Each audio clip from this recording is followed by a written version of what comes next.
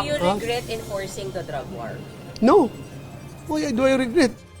Walang bahid ng pagsisisi si Senator Ronald Bato de la Rosa sa pagpapatupad ng war on drugs noong panahon ng Administrasyong Duterte. Si Senator Bato ang hepe ng Philippine National Police noong kasagsagan ng Oplan Tukhang at Double Barrel.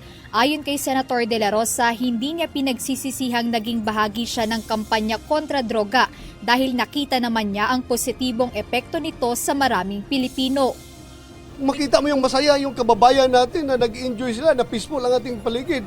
Mga kababayan natin nagpapasalamat, Sir, salamat sa ginagawa ninyong war on drugs dahil libreng-libre na kami maglakad sa aming mga kalsada ngayon. Wala na mga adik, wala na mga puser na naggugulo sa amin. Salamat talaga, Sir.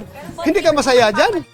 Bagamat nanindigan para sa drug war, inamin ng senador na hindi naging perpekto ang implementasyon nito at nagkaroon din ng mga pagkukulang o lapses. Merong lapses. Nakonbikto nga yung mga pulis na pumatay kay Kian de los Santos, di ba? Konbiktado. Ha? Do you regret those lapses? Sayang sana. But no war is perfect. Hindi mo maperpekto yung war. Kaya merong mangyayaring hindi talaga maganda. Sa kabila ng banta ng pag-aresto sa kanya, handa umano ang former Philippine National Police Chief na harapin ang anumang kahihinatnan ng kanyang pakikibahagi sa programa. Para sa kanya, ang mahalaga ay nagampanan niya ang kanyang tungkulin at malaki ang naitulong ng war on drugs upang bumaba ang bilang ng iligal na droga sa bansa.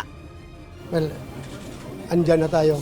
Hindi naman ako an officer for good times only. I am an officer for good times and bad times. So, if this is bad times, bakit magawa? Yan talaga. Basta importante, nagawa ko yung aking tungkulin, na implement ko yung war on drugs at maraming nasisiyahan dahil nawala ang problema sa droga. Hindi naman totally nawala, pero malaking ibinaba ng problema ng droga. Ayon kay Senator de la Rosa, kung may pinagsisisihan man siya, ito ay ang labis na katapatan sa serbisyo. Jed Neresina, UNTV News and Rescue. Diyos ang aming sandigan, serbisyo publiko ang aming pinahahalagahan.